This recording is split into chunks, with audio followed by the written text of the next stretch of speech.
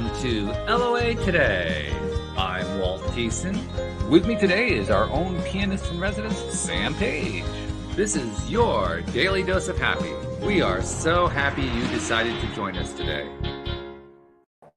Indeed we are, and Sam, we're getting a little bit of loop. Where'd the loop come from? Oh, now the loop's gone away. Good. Okay. I was hearing an echo, like, wait a minute, what's going on? I just said that 5 seconds ago.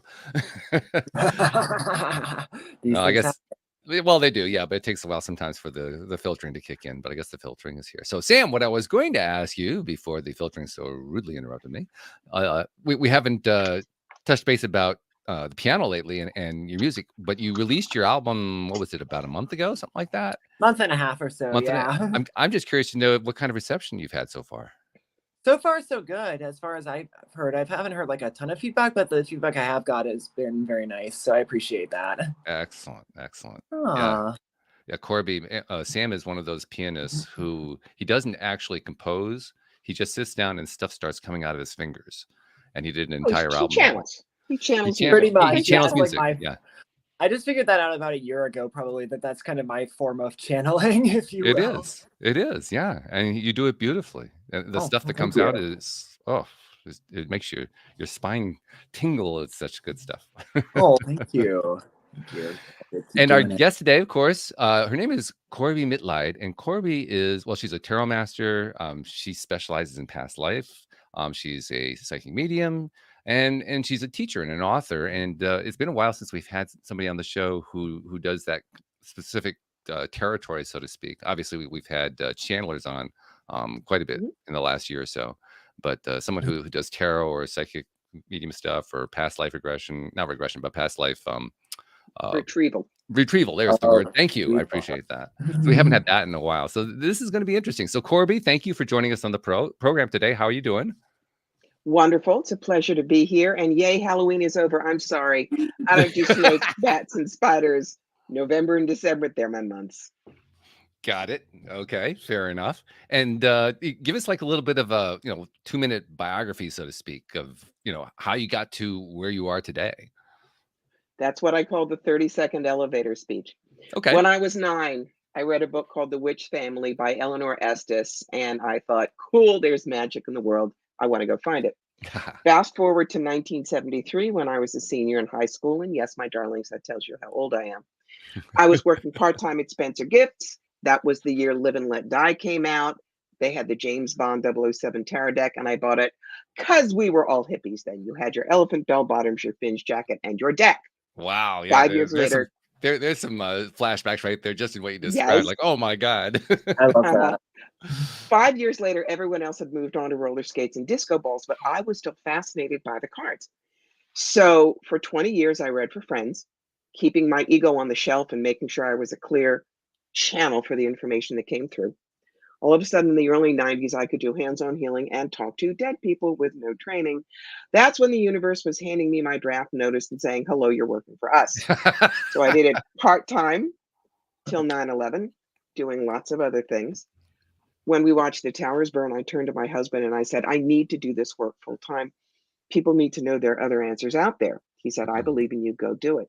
So 20 years, I work 6 days a week. I read about 1,000 people a year. And wow. I get to get up in the morning. I don't have to get up in the morning. And that's the biggest gift. That is always a big gift. I love that. Yeah, because that means that you're excited, you're happy, you're enjoying what you do. You can't wait for the next day. Absolutely. Life's so much better with that perspective. So I love Isn't that. It? Yeah, it is best. So that sounds like, well, that's a pretty happy story, I have to say. I like it. Yes. Like, yeah, I mean, life hasn't been easy, but when you do this work, you learn how to live the examined life. You learn how to ask yourself the right questions so that instead of having a pity party, it's always, okay, what can I learn from this? For me, how can I teach with it? And next. Talk about some of those questions that you asked yourself, and that are the kinds of questions that people need to ask. All right. You're going to have that 15 seconds of not happy. I have been through divorce, rape, abuse, poverty, cancer 3 times. But this is part of my pre-birth plan in order to learn what I need to learn. When I got cancer, I was only married for 18 months. And it was a second primary, danger clock back to 0. But the docs in Massachusetts said, well, 3 strikes, you're out. We're taking the rack, we're taking the ovaries, and you're going from this Dolly Parton figure to a fat fire plug with permanent side effects in 3 weeks. Suck it up. Mm. Now, did I go home and cry for 24 hours? Christ, yes, I'm normal. But then I said, I need to find 3 reasons to be okay with this. First one was you don't have them, you can't get cancer there. Number 2, the top half was not going to get slammed in the refrigerator door at the doctor's every year. And every woman listening knows exactly what I'm talking about. 3, implants, I'll be perky till I'm 93. That's cool. So I walked out of Mass General after a double mastectomy and reconstruction in 3 days, shopped for a bathing suit in 5. That was in 2004. This is 2022, 67 years old, clean, and still married. We just celebrated our 20th anniversary. So when you don't have the pity party, when you don't look at it as, what did I do wrong? Then you have the ability to move through it and heal. And the questions you always need to ask yourself are this. Number 1, what am I X about? X is depressed or sad or scared or mad or whatever. Why am I X about that? And the one question we never ask ourselves, what do I think would happen if I stopped being X about that? Give yourself the opportunity to choose differently. I love that. Sort of a variation on the Byron Katie 4 questions, but a little more direct in the way that you do it. These, and I learned these at the Option Institute, which was around for like 40 years. Good place. So I use that. A lot of my clients, it's like dawn breaks over Marblehead when they realize they're allowed to change. They don't have to, wallow in being a victim. Victim doesn't do anything for you. This is true. Although we, as human beings, often spend a lot of time in that place. But you're right. It really doesn't do much for us, other than perhaps to help us know what it is we don't want and to identify what we want instead. But yes, but we've been tricked. We watch the Oh Poor Me victims on reality shows and they win these, $1 million houses. Well, you know what? That's like winning the lottery. What is it? Right now it's over $1 billion. So it's 1 in 278 million that you're going to win. You really want to count on that? I don't think so. Better you fix it yourself. That's very good. I enjoy that. And then also, you said you start off doing tarot, and you've maintained doing that. You've continued. Is that like your primary thing that you enjoy doing? Well, it's one of a couple. And it's not just tarot. I use one tarot deck, but I also use 8 other oracle decks, which have a different flavor. Each one knows what it's for. They are gorgeous.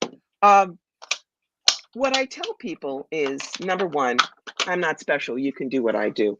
But when you accept your draft notice from the universe, it goes rifling through your file cabinet to see what you got. What's in mine? Theater major at Brown, actress in New York in the late 80s and early 90s. So I know character arcs. Words are my drug of choice. I'm a writer, so I know how to tell a story. And I have been a history freak since I was a little kid in single digits. You put all that together, and my 2 main abilities are telling the stories of the cards and past life retrieval. Okay. Don't ask me to do spirit art. Can't draw with a sharp pencil a lot of prayer. It's not that. Well, you do it every day for a year, you might be able to, but it doesn't sound like it's an interest. Something Why you don't waste really my time? I have more fun with these things, Yeah. So, I mean, besides these card makers today, like Sam was commenting, make gorgeous cards anyway. Why would you need to? They're doing all the beautiful artwork. So, That's true. They really are. Yeah, some of them are just absolutely stunning. The imaginations that these artists have. So, and okay, so you started, and after 9/11, you talked about how you wanted to do this full time. Was this the tarot, or was it a broader spectrum, or what was it? This was psychic work. Psychic work. Psychic work. At that point, my strong points were the cards. But more and more, I started being able to really get the past life information down. And it really started when I was introduced to Robert Schwartz, and he tapped me as one of the 4 major channels in his book series on pre-birth planning and life between lives. Now, because I love history, there are other people who are really good at pulling down past lives. But if you show both of us the same vision and they don't have my background, they're going to say to you, well, I see you in a long skirt and a big hat with a feather, and it's in front of something really fancy. Maybe it's Europe or something, but it's old fashioned. I would see the exact same vision and say, okay, she's in a hobble skirt, a picture hat, that kind of ostrich feather, and she's standing in front of the Brandenburg Gate. We're talking about Berlin in 1911 or 12. Which one's going to give you more information? Sure. Yeah, you got more context that way. Exactly so. Yeah, that's excellent. That's really, really good. You also made reference to, I think you called it your pre-birth plan. That's a topic we haven't addressed it a lot in the last year or so, but for Hmm. about a year and a half, it came up a lot. And Hmm. the big controversy around it is that, and I have to admit, I'm kind of on the fence about it. The big controversy is, well, do you believe that, does one believe that they pre-planned their lives, that they intended to go through all this stuff that they went through? Or the way I like to Okay. phrase it is, what on earth was I thinking? That's the way I like to think about it. Well, the thing is, you weren't thinking. Apparently. Because we're just the construct. The way I'm going to, there are like 2 or 3 parts. Let's take the actor Matt Smith.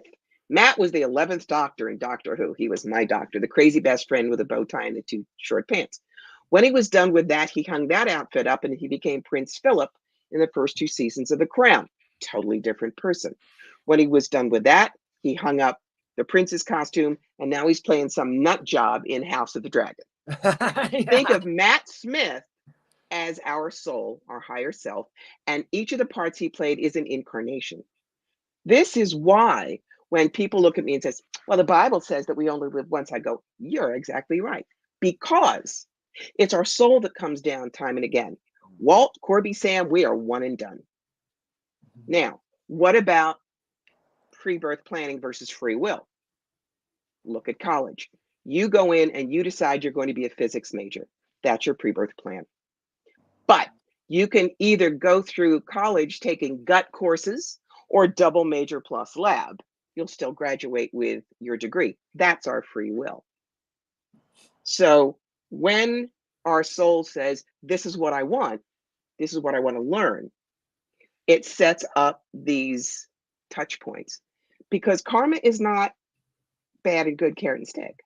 Karma is 5 things: healing, service, contrast, unbalanced energy, and healing of beliefs.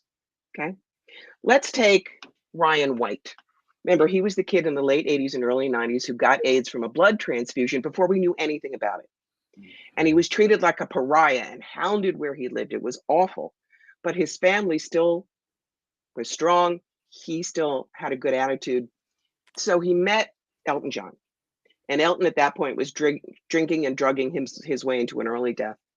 But he really became close to Ryan and his family, played at Ryan's funeral when Ryan died, was inspired by Ryan to get off the booze and the drugs and everything else, and created the Elton John AIDS Foundation, which has raised more than $500 million for HIV and AIDS research worldwide. Now, old way of thinking, they would look at Ryan White and say, oh, he was terrible. Look what God did to him. What bad karma. New thing is the higher self looked and said, well, it's going to be a short life and a tough one, but look at what I can do for the world as a result. So his karma is not bad or good. His karma is service. See how that changes the entire aspect? If I had not gone through everything that I went through, I would not be the teacher I am today. I would not be as compassionate as I am today. I would not look at myself as a whole person instead of just this girl with a Dolly Parton figure who was only worth her looks. So if you see how what we go through is like a refining fire, you stay out of the pity party. Look, if I was a size 2 blonde with a trust fund that never had a problem in her life, do you think people with horrible life situations would trust me not to judge them? Mm-mm. Probably not. But when I say, been there, done that, you can't upset me, talk to me, their shielding drops and I can help them. This is very, very interesting. It's an interesting take on, like I said, a topic we've talked about a lot. And what were the 5? You went through them pretty quickly, and I didn't write them down. What are the 5 These are aspects of the all karma? what Rob Schwartz found in his books, Oh, okay. Your Soul's Plan, Your Soul's Gift, and Your Soul's Love. They are healing, service, contrast, unbalanced energy, which is a neutral, and healing of beliefs. And just give us like a little quick one-liner on each one of those. All right. Healing is, there was an example of someone that Rob talked with, I believe, in the first book, who in one life heard her mother shot dead by the boyfriend in the next room. And it was so traumatic that the soul said, in order to heal this, I'm going to bring in an incarnation that's deaf, so it will never have to hear anything like that. So that healed that trauma. And keep going. Service, I have to let a cat in, but keep going. I'll be with you in just a second. I understand from cats. Okay. Service, we just talked about Ryan White. Contrast. If you want to learn about abundance, you have to have one life as a 1%er and one life, selling, trinkets in Calcutta, so that you see what it's like on both sides. Unbalanced energy. Let's say that in one life, you come in and you are in a wheelchair all your life, and your parents give up everything to take care of you.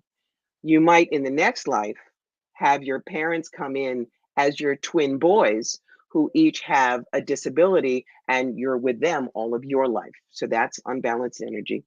Healing of beliefs. In one life, look at now. You were a Nazi in World War II. This life you come in as a Jew. That's how it works. It's not bad or good. It's what can you learn and bring back to the soul.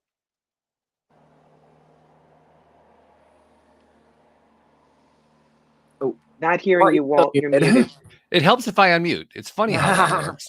Yes, it does. Yes, no, I muted myself so that I could go get the cat, but I've got the cat. No, what I was saying is I love that last bit, especially because you're right. I mean, we humans do have this very, very strong tendency to think about things as being good or bad. We're taught that by our society. I mean, our society is structured in that way. Mm-hmm. But it's a great reminder that we don't really have to adopt that viewpoint if we don't want to. Mm-hmm. We can actually shift that. And it can take some doing. I mean, sometimes you have to go down that spiral and get into that really bad place before you're willing to do it. But nevertheless, it's going to take some doing sometimes.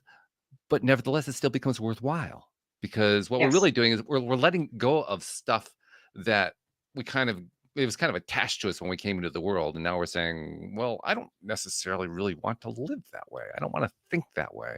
I don't want to experience How many people are born into a family who is very rigid in one way of thinking? Mm-hmm. And they go, I mean, my family, everybody was medical. Dad was a cardiologist. Mom was an RN. My brother is pulmonology and had a chair named after him at Boston Children's. Wow. Me, I'm a writer. I'm an actress. I could have danced on the table and recited Shakespeare and they wouldn't have got me. But that's all right, because what that did is it propelled me out into the world to find who I was, not working within their parameters. And that's when I got my gifts. Not only the wiki woo, but the deeper, compassionate, emotional understanding. Another aspect of what you're describing right there that I always find to be fascinating is what the familial reactions are to those kinds of things. Because sometimes it's just one person, sometimes it's more than one person in a family who kind of break the mold. And now it's up to the rest of the family to decide, how are we going to respond to that? And it's going to be a different reaction every single time. Some people are just they're going to resist it, like, oh, that's the black sheep of the family, all that kind of stuff. Other people embrace it. It's kind of a wide range of possible reactions. But from the perspective, from the soul perspective, can you describe what? Maybe not what. Can you talk a little bit about how the family members who are involved with that particular soul are influenced by that soul's decision? They come in with whatever their karmic lessons are, and it's just another factor. There are some people in my family that think I'm a charlatan who steals people's money. There are some people in my family who are a little amazed at what I can do. Mm-hmm. And there's one person in my family, my fabulous beloved nephew, who believes in his aunt 2000%. Oh, that's great. I love that. Yeah, that's really cool. That's good. Yeah, he Ah. asked me when he was a kid, are we our souls or are our souls bigger than us? And I looked at him and I said, my darling boy, I'm not allowed to discuss this stuff until you're 18. But after that, and now he's 38. And so we've talked about it for 20 years. Yeah. Oh, I love that. That's really cool, though. Oh, That's I mean, he clearly had some insight of his own going on to ask a question like that. for sure. Yes. Yeah. Yes. Let's talk about that for a minute. Insight. That's Mhm. plays obviously it plays a large role in what you do. As you Mhm. pointed out earlier, we all have these abilities. The questions are really Yes. about which one of us are willing to develop them, which ones are interested, all that kind of thing. But Mhm. let's talk specifically about insight and how I mean, you became self-aware of your own fairly Mhm. early on. Others of us, like myself, were like clueless, had no idea anything like that was going on. And again, there's Mhm. a wide range that goes on there. But talk about insight from your perspective. Well, when you say insight, I want you to define it for me, how you see insight, and then I will explain it from that point of view, because the word can mean a million different things.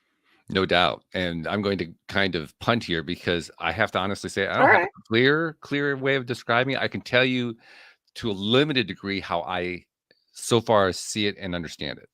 And it Mhm. took me a while to even recognize that this was going on inside of me.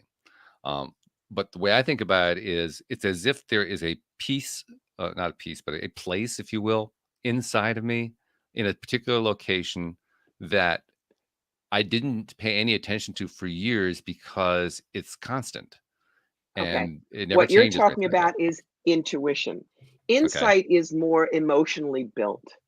Okay. When you've seen so many of your buddies growing up in dysfunctional families, you get an insight of how to make a better marriage. But intuition, we have to get out of our own way. Mm. But I tell people you need to keep notes. When you're starting, have a PC or computer or on your tablet or whatever, where when you get a hit on something, you write it down and you write down your reaction and you see yes or no. Um, you also get out of your own way. When I do readings, I cannot judge what I'm saying, what's coming out of my mouth, because then my ego gets in the way. Should I tell them that? That's not right. Um, one of the stories I will tell, and I'll tell you the PG version. One of the reasons I don't do mediumship on the air or in a big gallery setting is because I do it a little differently than most people. I don't just fish.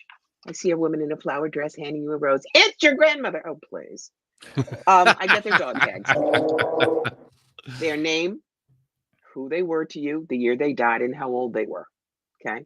Example, my father, Jerome Richard Dorkin, who died in 2001 at the age of 80, says nothing but gets me into the energy. And I don't censor what I get. So there was a biracial same gender couple. The black partner had died, and her white widow wanted to speak to her. Now, for everybody who is not looking at this picture, this is a nice, little Jewish kid from Cherry Hill, New Jersey. I have manners. What came rolling out of my mouth in flawless urban ebonics, I am not going to say because it should not come out of this face, but it did.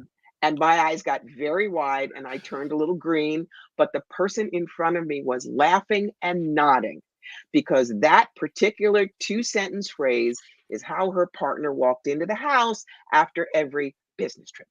Ah, But okay. it should not have been done in a public space. Mm. On the other hand, because of this past life gift I've done past life galleries where people just hand me an obsession, a phobia, a place, a person, and I immediately can get um, where the connection is. Two quick examples. There was a woman who said, my son is 29. He still won't make any decisions without me. He won't live more than a mile from me. What's going on? And I went, okay, 1944, Utah Beach. So this is D-Day. Seeing your boy, he's on the beach. He's been wounded. He has a lot of shrapnel in the leg. You're his commanding officer. You are reaching over a dune. You pull him over. You take some shrapnel too, but you both get out of there and you both live. And I opened my eyes and she goes, can you see my rank? I said, oh yeah, you were a sergeant. She goes, he's called me Sarge since he was 3 years old and we've never known why. Number two, a woman says, Why have I always been fascinated by the Civil War? It really moves me. And, she's corn-fed from Iowa. She has no connection. And I say, okay, I'm seeing a whitewashed room with a low ceiling. There are two tall gentlemen. Their heads are bent over because they're almost too tall for the room. You are kneeling by the bed. The dress looks like it's about 1862 or 3. It's gray. There's black soutache trim around the peplum, the sleeves, and the hem. There's a rickety iron bed. There's a little old black woman in it, and she's dying, and you're all very upset because you had pulled her from a Mississippi plantation. You had almost gotten her to the end of the Underground Railroad, but she was going to die and not make it. And I opened my eyes, and this woman is sobbing. She says, I have had that dream for 20 years exactly, and I've never known what it was. Wow. That's my gift. Much more important for me than mediumship in the public eye. Well, I can see why, because with that level of detail, you're People clearly get it. hitting it right on the nose. I mean, Mhm. it's not a question of, gee, was that really a mess? No, yeah, I get that exactly. That's exactly what happened to me. It just But resonates. don't come to me and say I must have been Anne Boleyn because I can't wear turtlenecks. You're going to go out the exit door. I'm sorry. I've only gotten 3, maybe, famous-ish people in my life. Jen Weigel turned out to be Nellie Bly, the famous Hmm, female reporter. Um, One of my Canadian clients was Jacob Rees. She was a great photographer, loved black and white, but knew nothing about him. Jacob Rees is the famous person who took the black and white pictures of the tenements in turn of the 20th century New York City. right. And there was one girl who was Mercy Otis Warren, who was the best friend of Abigail Adams. These are not really people that most people would know. But the resonance was so strong, and everything I got and told them this, they turned a little pale, but they kept nodding because it made complete and utter sense to them. It's always been kind of a ha-ha for me, a funny bone tickler that, Hmm. people will tell stories about, they had this psychic reading or whatever, and they found out they're related to some famous person or they're descendant. And I don't remember which comedian it was, but one of the comedians said, I mean, aren't there anybody out there who was descended from Joe Blow? I mean, That's mostly what I get. And I prefer it that way because then you're not concentrating on who you were so much as what the life told you. mm, If you are a janitor in St. Louis and you find out you're Napoleon, are you going to be satisfied being a janitor? No, you're going to waste your life wishing you could be who you were. Past lives are only meant to help us be better at who we are in this life. That's why we don't remember them. So give we us an don't example of that. obsess. What you just said, that the idea that they're meant to help us in this life. Well, I just gave you 2. There was one woman that I worked with who was born into a Jewish family and never felt right about it. We were able to go back and find 100 years ago, there was a life where she was a good German and noble, not nobleman, but a noble person and good and a great teacher and all of that, but anti-Semitic as hell. Uh, So her soul decided, let's do that healing of beliefs, and you're going to come in as a Jew. And once she understood what that was about, the difficulty went away. She realized it was old energy, and now she was able to truly explore who she had chosen to be in this life. Very nice. Sam, as usual, you're quiet, partly because I talk so much, and partly because you're just a quiet human being. But what are you thinking about right now as you're hearing what Corbie's talking about? I'm finding this all just very interesting, all these stories and examples, and I'm curious about it for myself almost in a way. But I think that's really interesting how like old iterations of the old physical manifestations that you've experienced in the past can affect one in its present and everything. But that makes sense because you manifest into reality to experience and expand and everything, and so you pick up on things, and then some are maybe don't completely go away necessarily. Or it's interesting how these things connect. Yes, yes, it's great fun. I love doing these past lives. So this is reinforcing the idea that we are not only connected to each other in this life, but we're also connected back through the generations. Mhm. It's a continuous stream, no matter what direction you look at. And, people always want to know, who's there when I die? Is my Aunt Joan going to be there? Well, honey, not only is Aunt Joan going to be there, but all the souls that you had lives with previously. It's like coming off a cruise ship and there's this mad crowd that's waving and, good to see you. Wow. So don't think small. You're reminding me of what happened when my father passed. He passed 2008, just before the financial crisis hit. Mhm. And when he passed, my sister has done a little bit of work to develop her psychic abilities. And within a few days after he passed, she was with my mom in my mom's church, and in the midst of the service, all of a sudden, she got this massive headache and realized that she was getting a contact from him. And the first thing, this is my sister, the first thing my sister Mhm. thought of to put out to him was, "Dad, is that you? Yeah. What's it like on the other side?" And the response that she got back was that it was festive, which was, I thought, a Mhm. really interesting response. And Mhm. part of the reason why I thought it was interesting is my sister's like you. She has a theater background. The last word she would Mhm. choose is festive. She would it was amazing, it's dramatic, incredible, all this other kind of stuff. Yep. She wouldn't call it festive. So that helped reinforce for me that it was genuine.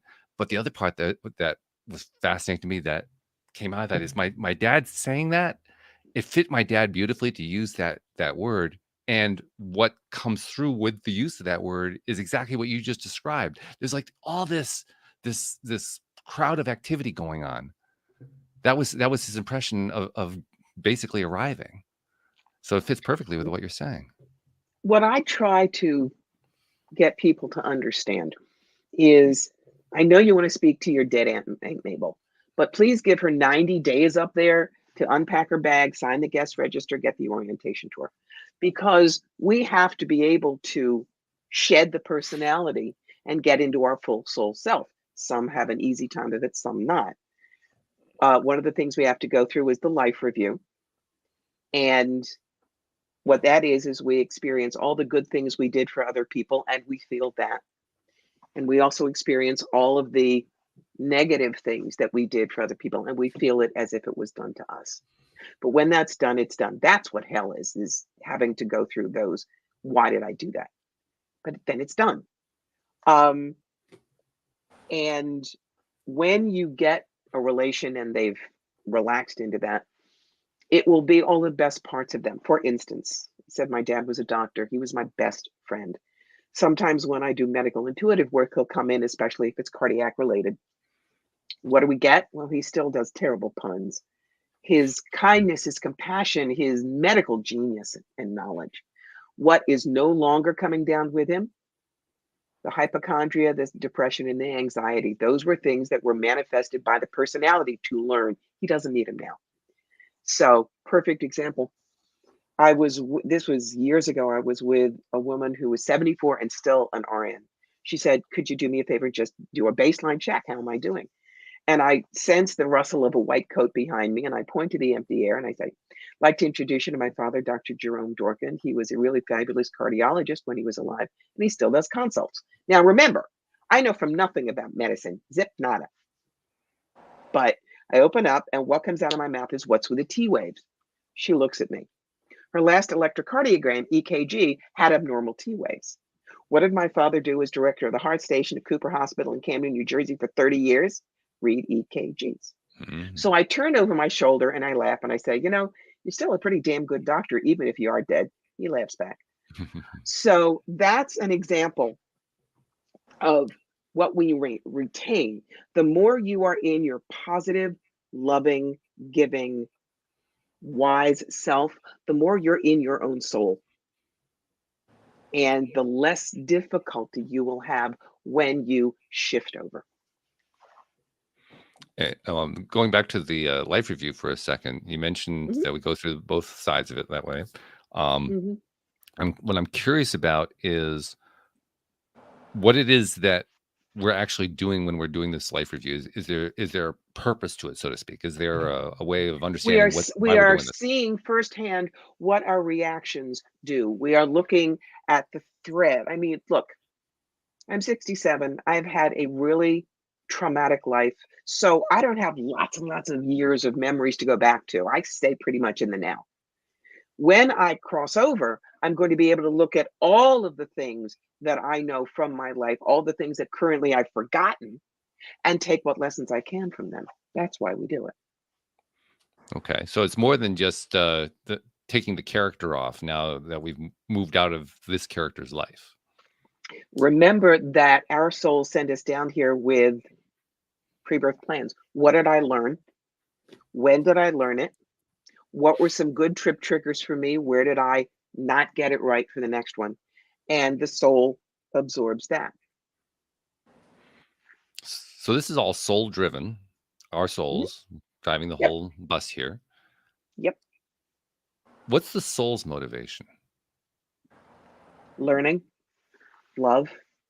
You know, if I was going to tell you what I think God is this central point of love and compassion, way bigger than anything we can possibly understand with our little pea brains.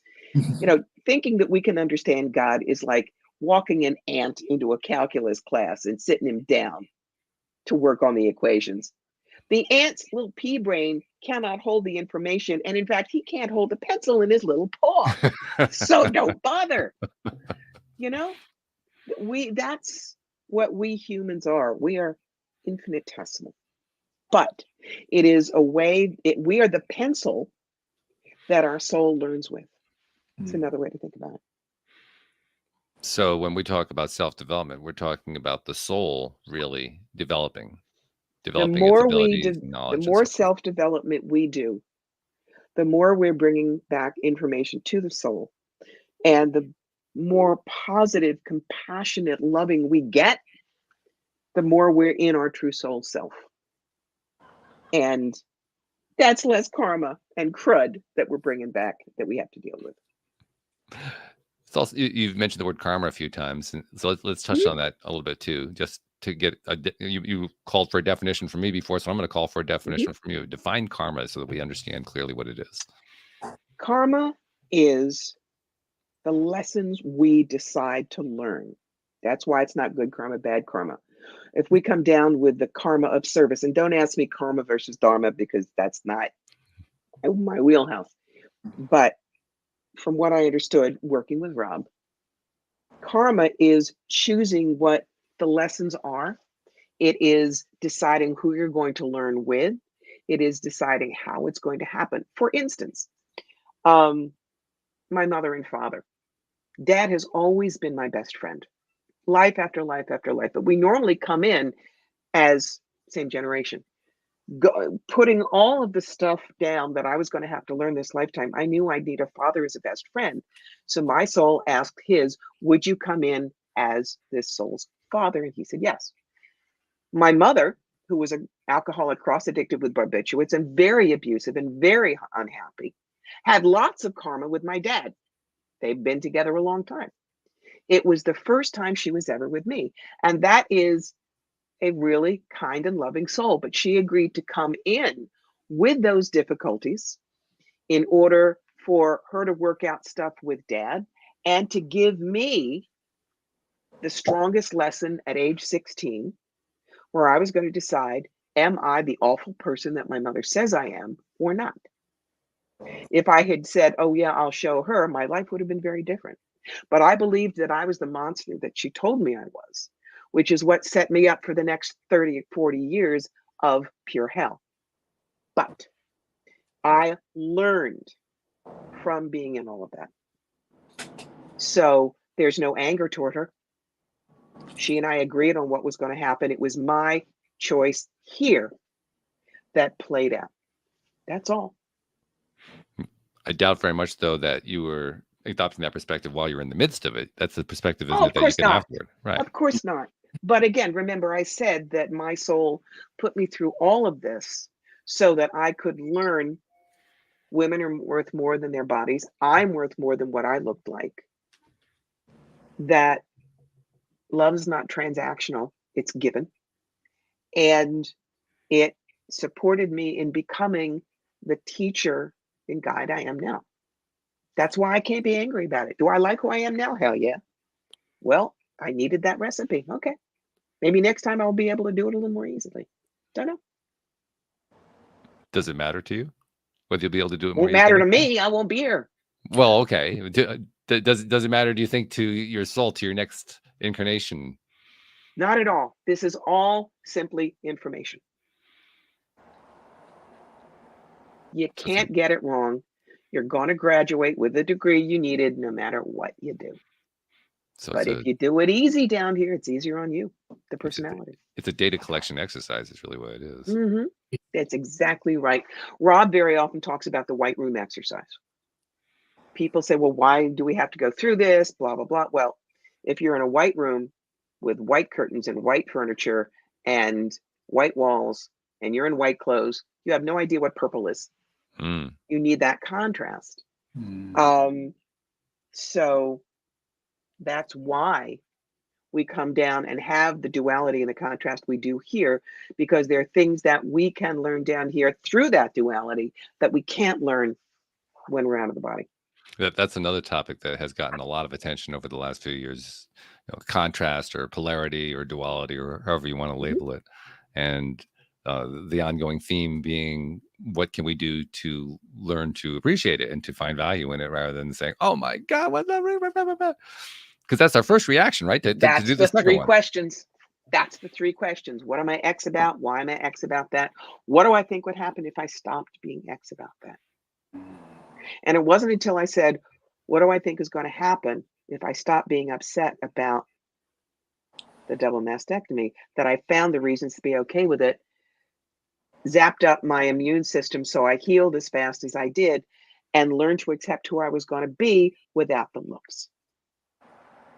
Questions are not so much signs of doubt as abilities to crystallize what we know. That's very good. I like that particularly. Barry Neil Kaufman, the man that I learned most of this from. That's very good. Yeah. I've been a question asker. Well, I think that's one reason I'm a host, but I've been a question asker all of my life. And for the life of me, I was confused for the longest time about why people seem to have this thing about questions that I didn't have. You just verbalized it really, really nicely. But to me, question asking is about data gathering. We were just talking about a lifetime of data gathering. That's what questioning is. Questioning is Well, about data gathering. that's where in my book, Clean Out Your Life Closet, I talk about the happy Martian detective. And people say, well, what's that? Okay. Well, let's say that you and I were sitting across from each other and you had water coming out of your eyes. I might look at you and say, why are you crying? But I could be wrong. Mm-hmm. Gleeble, the Martian, who has just been assigned to go and examine humanity, gets out of his space capsule, toddles over to you with great delight and goes, why is there water coming from your eyes? And he might get a better answer, because maybe you have allergies, or maybe your contact lenses are bugging you, or maybe there's an emotional basis. Because he didn't do any prejudging, he was open to all answers. And the story for that one that I always tell, there was a man, he was married with a wife and a kid. He was in a terrible car accident. They put him back together, but his face was kind of spin art.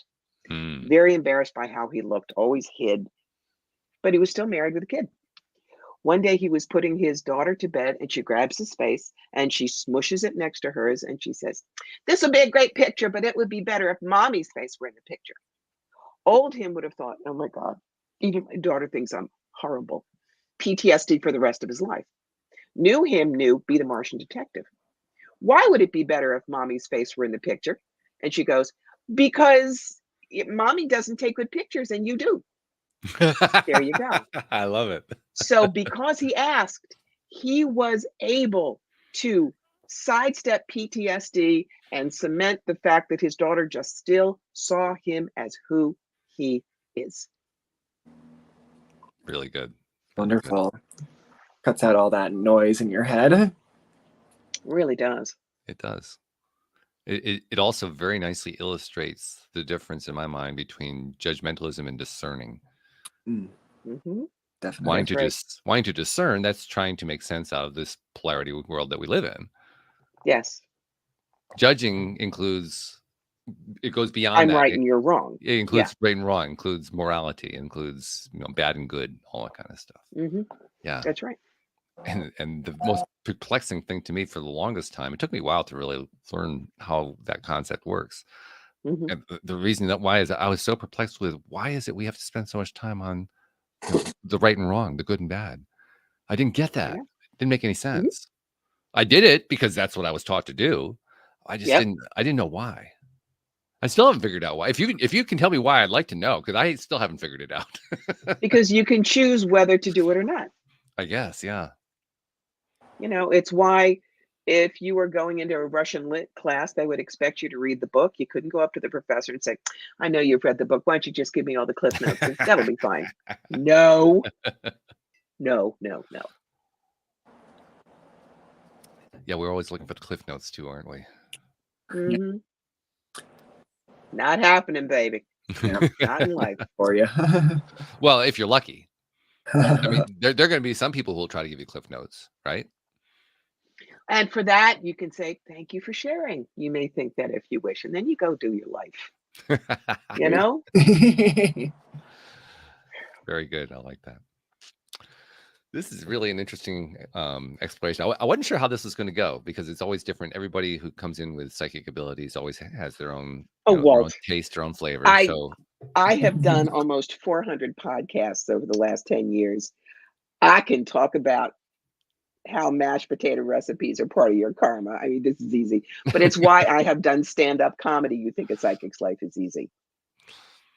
Because when the psychic doesn't believe their own press, then that means their ego is out of the way. They don't have anything to prove to you. I've had people come up to me at psychic fairs and say, "Tell me something you couldn't know about me. And if you're right, I'll have a reading with you." And I smile and I say, "I'm sorry, I don't roll over and fetch either." And I turn my back and they do not get a reading. ooh, ooh. And when I'm trying to grab lunch, I take like 15 minutes every 2 hours.